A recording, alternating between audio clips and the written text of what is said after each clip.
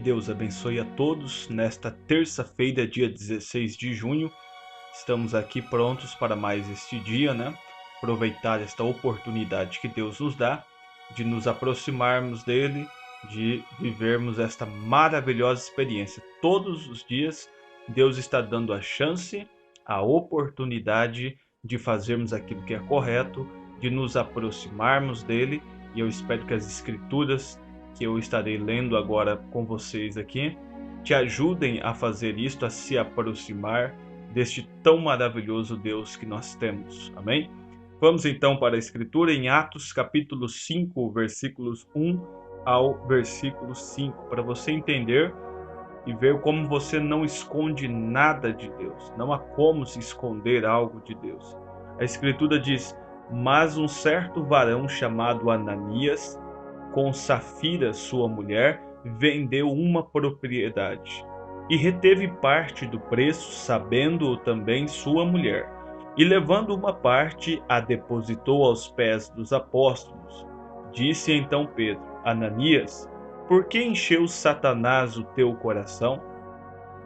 Tem que ser o diabo para fazer isto, não? Ananias, por que encheu Satanás o teu coração para que mentisses ao Espírito Santo e retivesses parte do preço da herdade, guardando-a não ficava para ti, e vendida não estava em teu poder? Por que formastes este desígnio em teu coração? Não mentistes aos homens. Em outras palavras, ele está dizendo: você não está me enganando aqui ao fazer isto. Não mentiste aos homens, mas a Deus.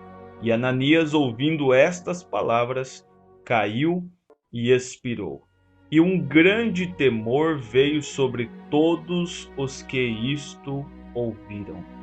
Todos os que estavam ali presentes se assustaram de ver isso, porque há muitas coisas, você já deve ter tido esta experiência, que você lê na Bíblia, sabe que aquilo é assim, mas ainda quando aquele evento ocorre, às vezes você sabe que a desobediência à palavra de Deus gera uma consequência, mas você parece que está meio que dormente quanto a isso. Então, quando aquilo ocorre, você se assusta e diz: olha, quão verdadeiro isto é. Talvez seja isso que moveu eles, que deixou a todos com grande temor, de ver que você também não pode esconder nada de Deus. Não há como querer enganar o Espírito Santo. Para isso, o irmão Brana veio aqui um trecho da mensagem Pela Fé Moisés, pregada dia 20 de julho de 1958, e nesta mensagem ele nos diz assim, falando um pouquinho sobre estas oportunidades que aparecem para nós e que parecem ser a coisa melhor a se fazer. Talvez você diga: olha, dá para fazer isto sem que ninguém saiba, ninguém vai ver, e fazendo isto você desagrada a Deus. Então ele diz assim: notamos que Ló viu as oportunidades para engordar o gado. Lembra de Ló lá com Abraão? Ele diz: muitos veem as oportunidades de engordar a carteira. Muitos veem as oportunidades de um melhor padrão social. Ele viu a possibilidade de ter uns dólares extras, um dinheiro extra. E assim ele viu a possibilidade de ser um prefeito da cidade, falando de Ló. Indo para Sodoma, possibilidades enormes para um bom ganho financeiro, para uma mudança no padrão de vida. Sendo um estrangeiro e um homem muito importante como era, pensou: quem sabe eu posso me tornar o homem principal da cidade.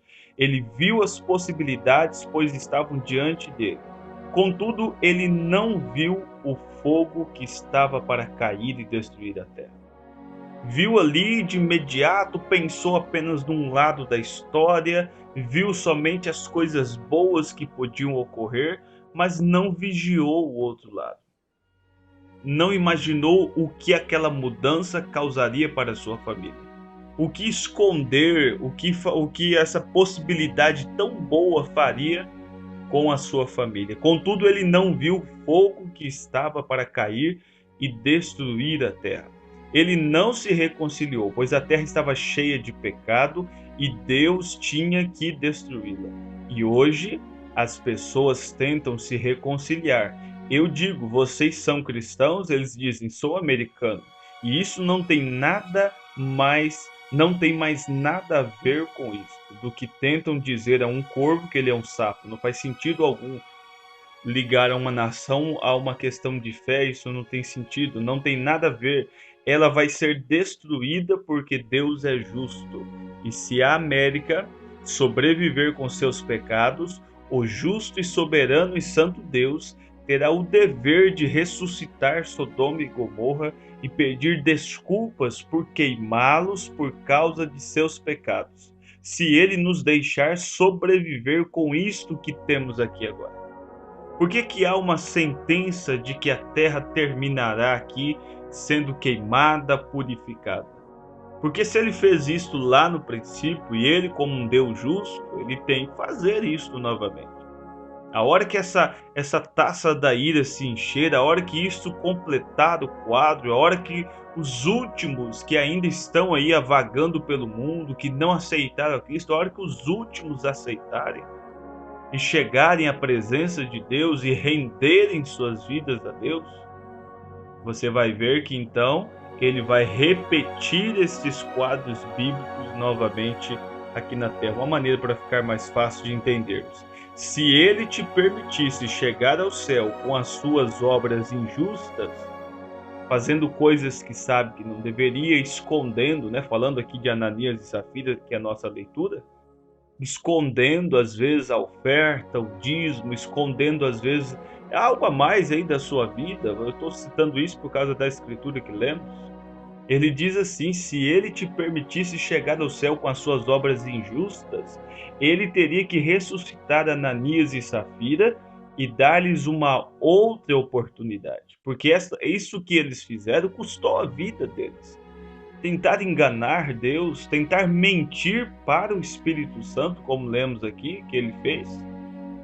Isso daqui é uma obra injusta. Se houve uma condenação para Ananias e Safira, há também para o tempo presente. Há também para os dias atuais. Ele certamente o faria, pois ele é justo. Ananias viu o dinheiro e Pedro viu a Cristo. Olha que coisa, que bonito quadro para observarmos. Ló não viu, ó que coisa, Ló não viu a destruição das suas filhas naquele lugar. O olhar dele era limitado à mudança de vida que ele teria. Ananias e Safira, seu olhar estava limitado a ter um dinheiro a mais. Vamos esconder isso, vamos reter uma parte aqui, não vamos entregar tudo ao sacerdote, vamos manter aqui, ó, só nós vai ficar sabendo. Mulher, você não conte para ninguém. E Deus vendo tudo aquilo, e aquilo custou-lhes a vida. Então você olha aqui, Ló não viu a destruição das suas filhas. Ele naquele lugar. E muitos de vocês hoje se prendem ao redor destes velhos credos. Credos são ensinamentos, nós temos dito, feitos por homens, ensinamentos formais, credos formais e coisas que não veem a delinquência juvenil. Estão mudando aqui de um lado e vendo o crescimento físico da igreja aqui, mas não está vendo o decaimento espiritual que está ocorrendo do outro lado. É uma visão sempre focada em lucro, em ganhos, esquecendo que algum preço está sendo gerado do outro lado. Então ele diz, olha, coisas que não veem a delinquência juvenil e a destruição de seus filhos. Não vê sua filha numa casa de prostituição, não vê seu filho como um bêbado ou jogando baralhos em algum lugar, né, com a vida toda complicada, porque a terra está tão bem regada com pecado que não se toca nestas coisas. Ló não viu sua esposa, a cabeça de todos na sociedade, se tornar uma estátua de sal quando ele estava à procura do lugar. Não. Para onde eu vou? Vou para Sodoma. Que possibilidade Sodoma pode me dar? Enorme, posso me tornar rico, posso fazer isso, as campinas são verdejantes, posso prosperar muito. Mas ele não olhou para o outro lado. Aquilo estava distanciando ele de Abraão. Quando nós lemos ali a passagem, vemos que o anjo desce para ter com Abraão, mas não vai lá com ele. Elohim, me desculpe, vem a Abraão, mas não vai ter com ele. Que esse prejuízo ele não viu. Então ele diz, ele não viu que ele mesmo estava escapando somente por um triz para uma cidade em algum lugar para salvar sua própria vida. Ele não viu isto porque estava somente olhando para o que estava diante dele. Entretanto, Abraão não olhou para a terra bem regada, mas levantou os olhos e olhou para o amanhã, pois iria herdar todas as coisas. O cristão verdadeiro, creio que você que me ouve também, meu irmão, hoje levanta seus olhos e vê a promessa de Cristo, que diz: bem-aventurados mansos, porque eles herdarão a terra. O cristão verdadeiro pela fé olha para cima e vê isto. Chame-o do que desejar. Ele levantou os olhos e quando o fez, Deus disse: Abraão, percorra a terra, ela é toda sua. Pela fé, Abraão fez isto, a mesma fé que Moisés teve. Isto foi escrito por um comentarista e penso que foram as palavras mais bonitas. Disse que Moisés tomou a melhor parte do mundo e a colocou numa balança, e o pior da religião e a colocou em outra. E o pior da religião pesou mais do que o melhor do mundo. É preferível estar na igreja, buscando a Cristo, sabe, amando-o em sua palavra, estando ali, tentando acertar o caminho, acertar o alvo, mesmo que tropeçando às vezes, mas é preferível estar na casa de Deus do que vagando aí fora, perdido, sem um rumo, sem uma esperança. Vamos orar?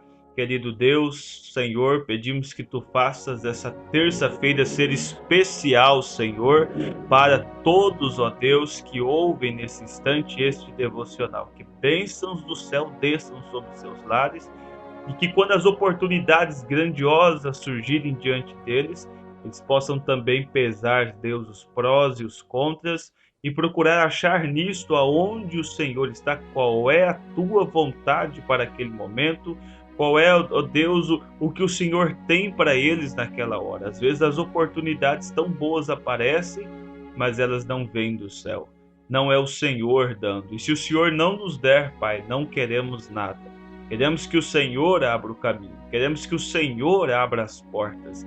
Que seja assim no lar de cada ouvinte, seja assim na família, seja assim no ministério de cada um, Senhor. Que o Senhor venha abrir as portas, o Senhor venha nos abençoar em nome de Jesus Cristo. Abra as portas da saúde, Senhor, de um emprego melhor, de uma boa educação. Abra as portas, Senhor, de um crescimento espiritual nas nossas vidas. Isto é o que te pedimos, isto é o que desejamos nesse instante, em nome de Jesus Cristo. Amém, Senhor. Amém.